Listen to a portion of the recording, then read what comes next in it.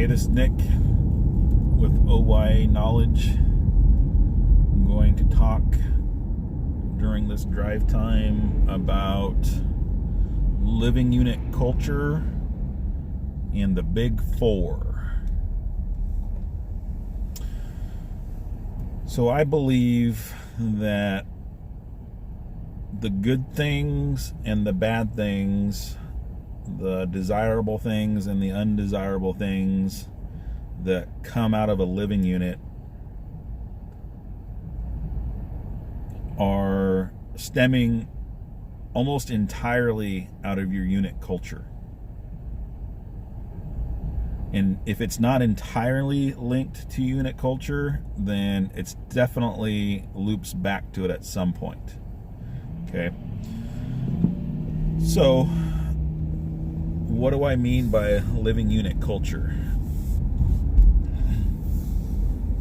So culture is going to have a different definition, different spin, depending on who you're talking to and what the context is. So just know that this is according to me, based on my experience, based on my understanding, based on my education, based on my 20 years of doing the work.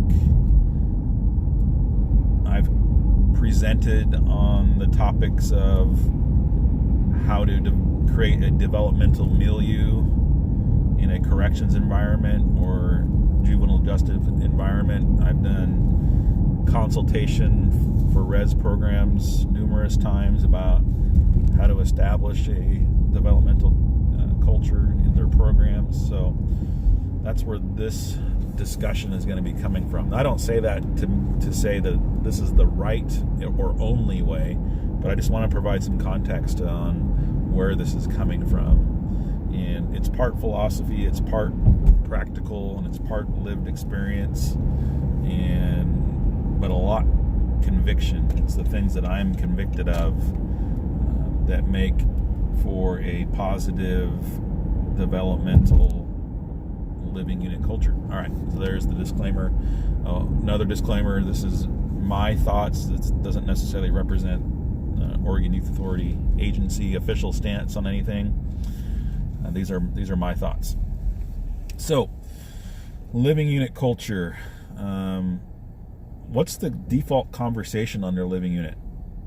Right? It's one thing for youth to use undesirable language, for them to use vulgarities, to use racial slurs, to have a general disrespectful tone in their language and their approach to language. But what are the staff doing? Do the staff use language that's undesirable? If there was a hot mic on your living unit all the time, who would be more guilty, the youth or the staff? So that's one aspect of your unit culture, is the default language. Is the default language about youth getting over on staff, youth getting over on other youth strong-arming one another, youth trying to earn stripes, so to speak? Is that the default conversation that's occurring on the living unit? Or is the default conversation, hey, there's lots of opportunities here at McLaren. I never thought I would be good at school, but school's not so bad. I thought I had a lot of things figured out, but being here, it's given me an opportunity to learn more about myself and the world around me. Yeah, it's hard. Yeah, I don't know if I get along with my PO, but I see other kids that are making positive strides. I hear stories about other young men that have gone on to do great things after a stay at McLaren. I see my staff pushing themselves in the realms of personal development, career development. Is that the default conversation under your living unit? So that's a big part of the culture that's there. Another part of the culture is your everyday routine. And I know sometimes the trap is to feel like you don't have control over your everyday routine, but you have way more influence and control over it than probably what you are giving yourself credit for. So we're asking, GLC staff to own their shifts. We're asking ULTs to own their living units.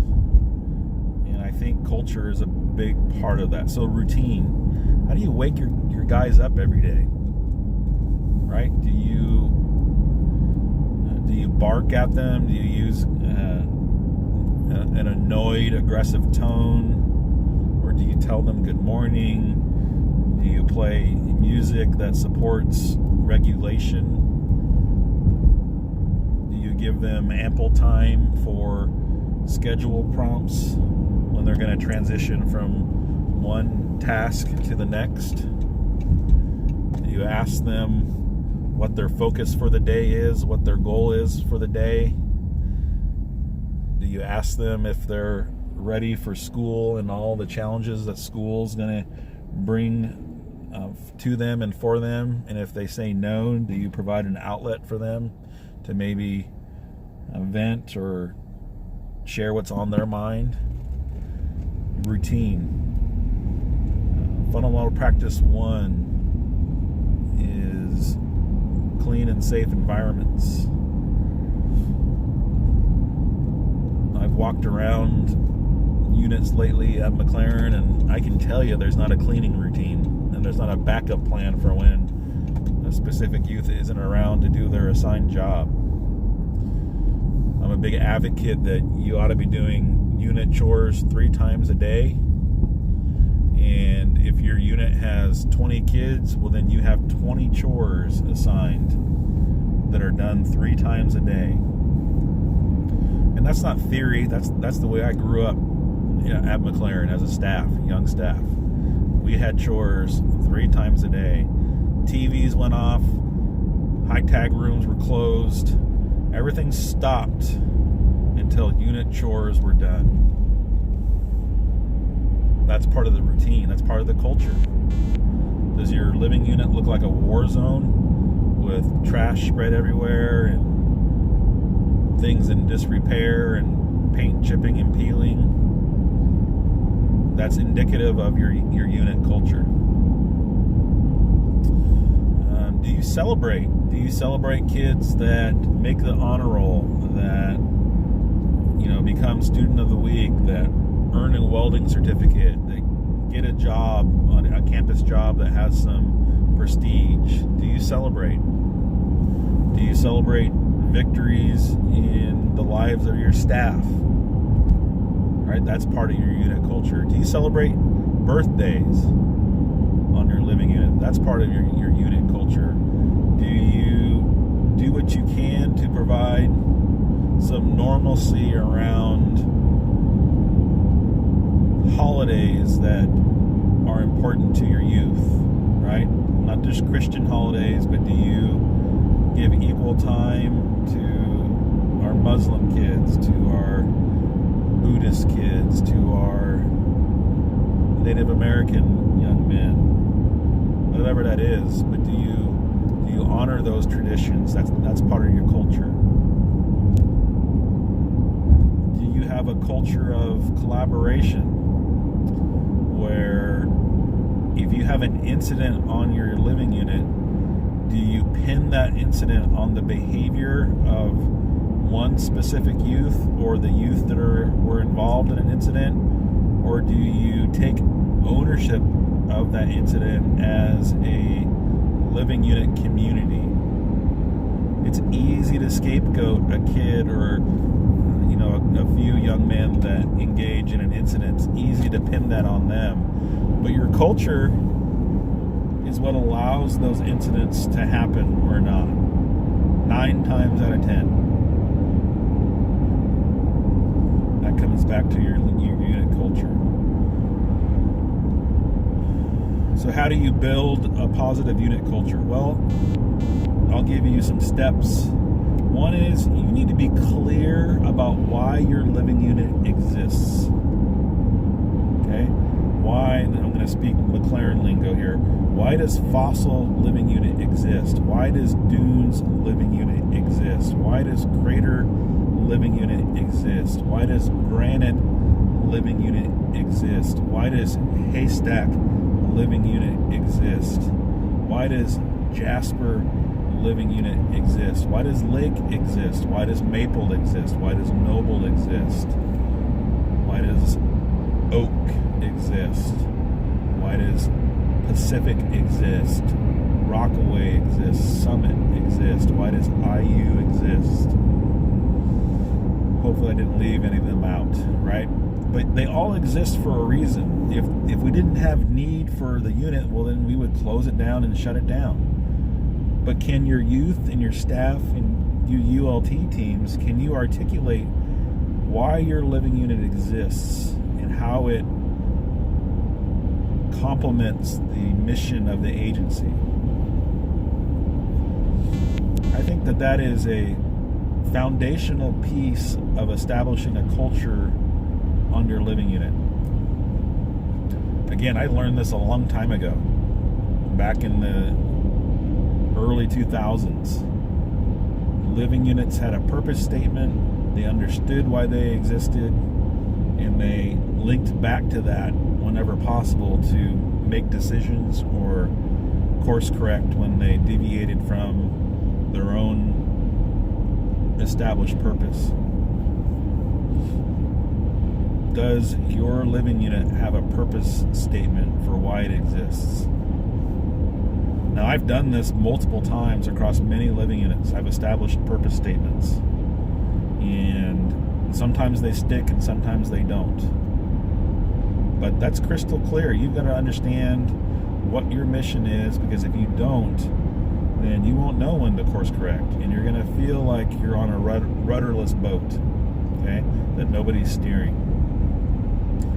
So that's a big part of establishing a culture.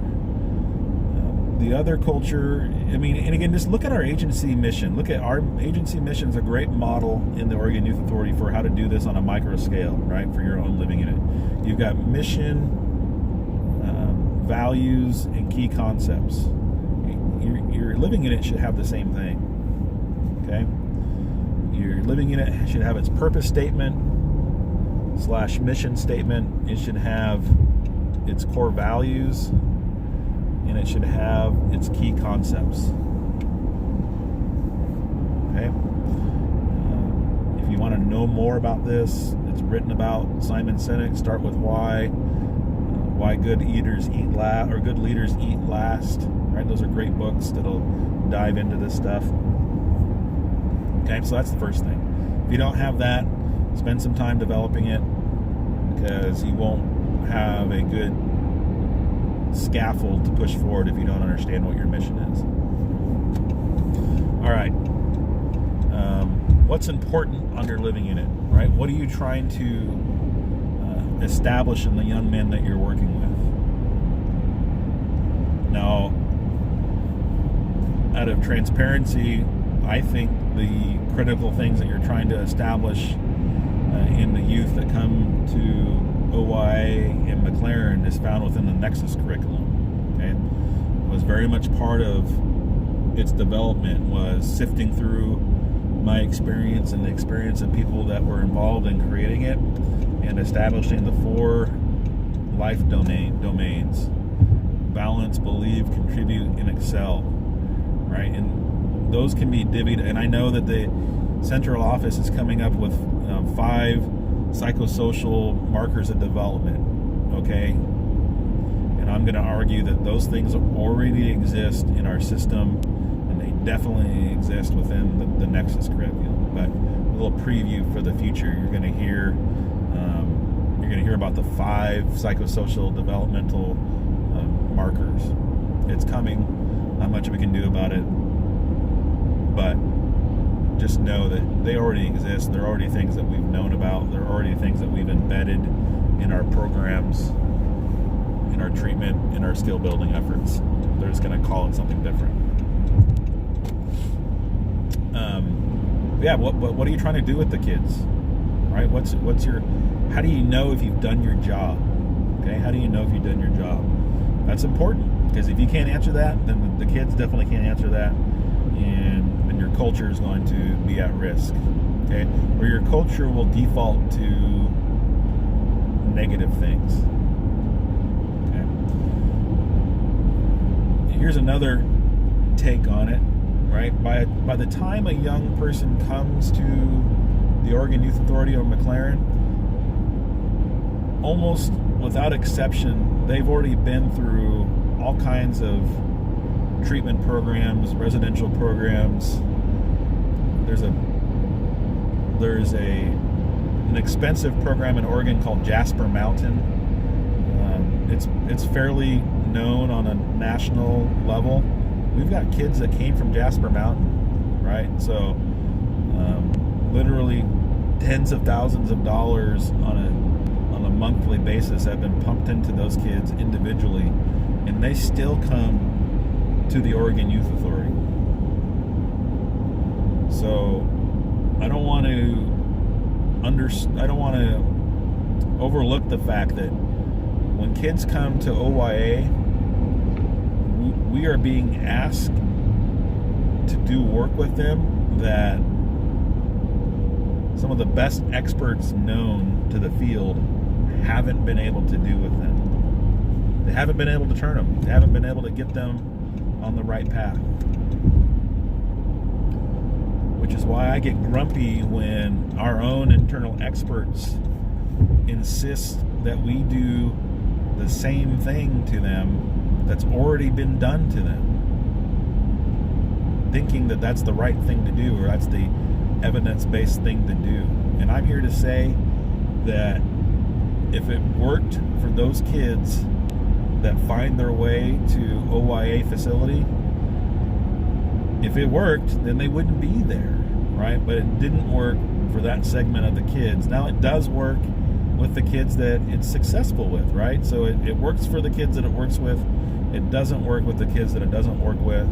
So by the time a young person comes to the facility side of OYA, we've got to do something different, okay? And that something different, again, I believe, starts with culture. It starts with culture. Okay, so being clear about your mission, being clear about what it is you want your youth to achieve, and then talking about that on a daily basis, right? Every single day, multiple times a day, you need to have prompts and reminders for what's this unit's mission, what are we expecting the youth to achieve, and then having a process to self-evaluate that, okay? If you have a problem with with aggression on your living unit, it speaks to your culture. Your culture produces what your culture speaks to and what it allows. Okay? Routine. Making sure your daily routine reflects the culture that you want to have. Okay? Facility Services rolled out an expectation, and we call it the Big Four. So the Big Four is, ultimately a unit leadership team responsibility, but there's no reason why GLCs can't be plugged into it and can't take some ownership for it, can't show responsibility for it. Sorry. So what is the Big Four? The Big Four is weekly community groups. It's your living unit manager having at least monthly one-on-ones with each of the staff that report to the living unit manager. It's the living unit team meeting once a week to, again, I would say, review your unit's mission, values, and key concepts. And it's also to review fundamental practices and the PhD pyramid, which is the culture, right? They should be reviewing those things on a weekly basis and having a no-blame assessment of the things that are going right and the things that they need to work on. And it's also having monthly team meetings. Okay, so that's the Big Four. And I'm here to say that the units that execute faithfully on the Big Four, it's going to show up in their data that gets reported out to the upper layers of the agency. It's going to be borne out in the number of YARs and the types of YARs, fights and assaults, contraband. It's going to have, the Big Four has a direct impact on kids that parole within a timely manner, kids that make significant traction in skill building, treatment accomplishments, academic accomplishments. Okay, the Big Four is the fulcrum for living unit culture. Okay, so how do GLCs own and be responsible for that? Well, if you know the expectation is for your ULT to be meeting every week, I would ask them, hey, how are those meetings been going? Is there any way that I can help with that? Is there a way that I can provide information and feedback that would be helpful for the leadership team to review? You know, are there minutes being kept from the ULT that can be put out to the living unit or the rest of the team, right? If you're a GLC and you know the month has gone by or it's about ready to be done and you haven't had your one-on-one with your LUM, ask them for it, right? One of the biggest things that can help you as a person and in your career is being open to feedback. Don't be scared of feedback. Don't run from feedback. Be open to it. Okay, so things happen, things get busy, but if you miss your one-on-one, you're missing on an opportunity to get feedback with the person that's responsible for your leadership. In LUMs, if you're struggling to get your one-on-ones in, reach out to your PDs so that you can figure out how to work them in, figure out how to prioritize things, figure out how to schedule and have backups so that your one-on-ones become priorities, your staff feel valued, and your staff are being invested into by their leaders. And that speaks to culture, right? Because if staff aren't feeling supported, if staff don't feel valuable, then they aren't going to push the kids along the same path, right? If staff are feeling neglected, invaluable, then that's what's going to be rolled over to the youth. Okay, so Big Four is a fulcrum for unit culture. Now, community groups. Community groups are a weekly expectation. If I could wave my wand, they would happen twice daily, maybe 3 times a day. So they would happen on the order of every major transition, or the major transitions that happen on your living unit, which I think are your morning transition, your lunchtime transition, and in your evening transition. So if I had it my way, you would be running community groups 3 times a day, not just once a week. And you would also slow units down to circle up when things don't feel right, when there's tension. Okay, you would circle guys up and just talk about the elephant in the room. There's been a lot of passivity where we stand back and wait for things to happen and then we react to it. Okay, that's the suppression model, which doesn't work. Again, if suppression model worked then for these kids, then they wouldn't be with us, because that's what the bulk of the systems out there in the community are designed to do. That they're designed to suppress undesirable behavior and negative behavior. Okay, and again, it works to a certain extent, but for the kids that wind up with us, it didn't work for them for whatever reasons. We've got to do something different. I'm not saying react to situations, right? But I'm saying we've got to have more tools than just that. So, okay, so weekly community group is the expectation. So let's go there. So your weekly community group, that is your opportunity to give every youth a voice. And it's not always fun. And at first it's rough because it's not part of your culture. Your culture probably isn't tipped into a positive direction. You probably have more negativity that exists than what you would like. And so, yeah, those first community groups are rough. They are. I'm not going to deny it, but you have to get through them. You have to establish that this is a community. This is a community with a mission, with core values, with key concepts.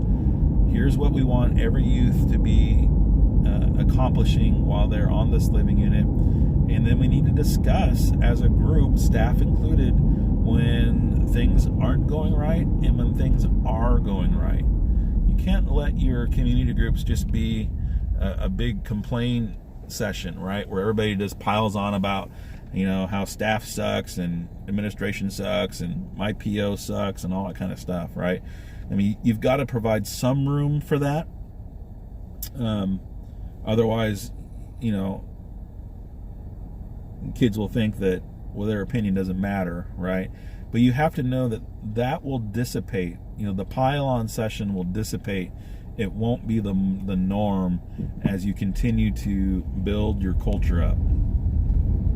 Okay, another way to get ahead of community groups becoming a great big pile-on session is through your one-on-one meetings between youth and primary staff, right? If you give them an opportunity to vent in your one-on-one meetings, to at least know that somebody, with authority is hearing their concerns and hearing their needs, then they will have less need to let that, erupt during a community group. Okay? So community groups should be about youth being able to voice their concerns. It should be a place to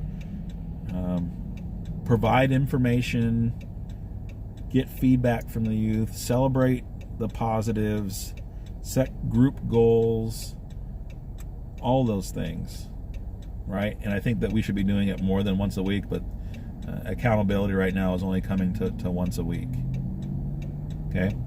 All staff should be involved. They shouldn't be sitting on the exterior, lurking over the youth. They should be sat down, part of the community, right? Because, hey, staff, you're gonna sink in 80,000 hours into your career, and if you make OYA your career, that you're gonna spend 80,000 hours working those floors, and unfortunately, that's more time than probably what you'll spend with your family. So you're part of that community.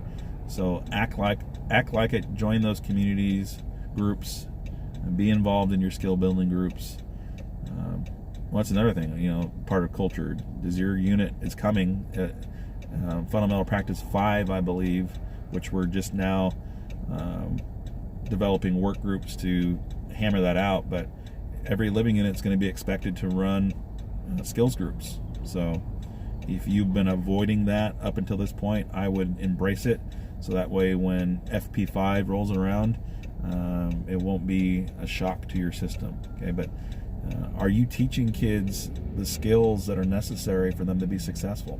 Because here's another secret: they don't have them.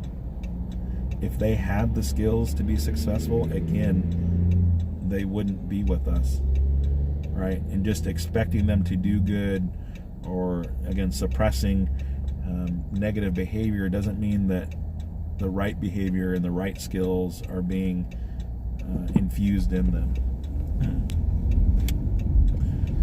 So unit culture. Do you debrief incidents as a community group after they happen? Right?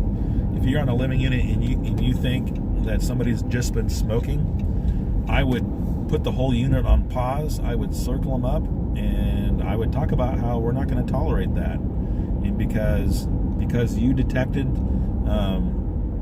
smoke that's consistent with somebody doing drugs in your living unit, I would shut the TVs down. I would close the high tag rooms down. I would have community group. And I would say that you would continue that until you can review it with your ULT to see when to put things back online. And yeah, that's rough, because your communities at this point, your cultures at this point, have too much tolerance for things like drug use. They have too much tolerance for aggressive, assaultive behavior. Okay, and that speaks to the culture. Absolutely 100%. So what's the answer? It's to build a better culture. And that's hard. You got to draw a line in the sand, and you've got to declare from this day forward, and it's not going to happen overnight. And if I'm honest with you, it's going to happen on the order of months and years. But if you don't draw the line in the sand today, months and years will go by, and you'll still be having the same conversation. And that's what drives me crazy. I've been doing this for 21 years, and some of the same things that we talked about 20 years ago in staff meetings are still the same things that we talk about today. Now, some of that's the nature of group living, right? Things that ebb and flow as the pendulum swings back and forth, right? So I get it. But things like what creates a good culture or not shouldn't be a mystery, right? It shouldn't be a mystery. So you got to start today. You got to draw that line in the sand. Start having your community groups. Start having your primary one-to-ones with youth. Check in with your ULT members, making sure that LUMs are having their one-on-ones, making sure that your unit has staff meetings monthly, making sure that your unit has a daily routine that reflects the culture, the unit's mission, values, and key concepts, holding youth accountable, casting a vision of a better life for them. Those are all parts of unit culture that once you get them dialed in, you're going to see different and better results. It's going to be safer. You're going to want to come to work. Kids are going to relax and start doing things in a positive way that they never thought possible. But it starts with culture, and it always comes back to culture, in my opinion. So there's my intro to that. I'm at work now, so I'm going to cut it here, and thank you for watching. If this made sense, let me know in a comment. If it didn't make sense, like Nick, you're talking crazy, let me know in a comment as well. I can take the feedback. All right. See you next time. OIA Knowledge.